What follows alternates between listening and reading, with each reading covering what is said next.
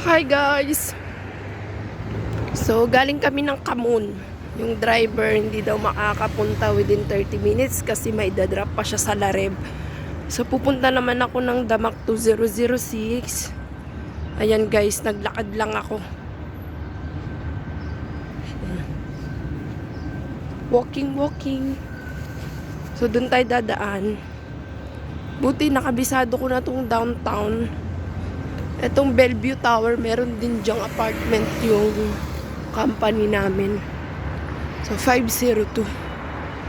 Tabi-tabi lang. Ayan guys, ang downtown. Downtown. So, galing ako ng Kamun, naglakad lang ako.